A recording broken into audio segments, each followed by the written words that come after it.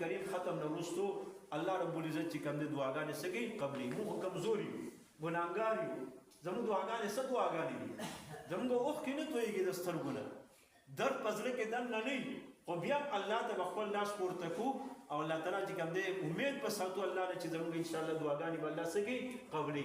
نو دعا دپاره د اخلاص ضرورت دی، للهیت ضرورت دی. خو په اخلاص سره یوازې زما اخلاص نه ګورې ښه موږ اخلاص ټول په مولا باندې وتړو داسې ده که نه.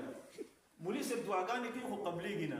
د مولي صاحب دعا به څه قبلېږي چې مولي صاحب لاس پورته کړي دي او ته پکې سوچونه کوي داسې ده که نه. اخلاص د هر یو وړوکي لوی نارینه او زنانه ضرورت دی، انشاءالله الله به دعا کوي. صحیح ده که نه.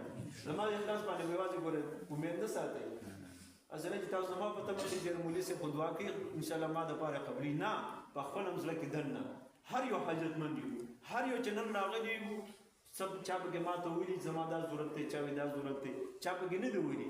داسې څوک نشته په موږ کې چې هغه حاجتمند نه وي. الله د الله در ته موږ هر یو حاجتمند یو. نو هر یو وړوکی او لوی دعا په وخت کې خپل حاجتونه به الله ته مخامخ کړو. نو انشاءالله بیا به امید ساتو چې انشاءالله زما دعا به الله قبلي. دا به نه وایي چې د مولي صاحب دعا به الله قبلي، داسې به دعا کړو انشاءالله.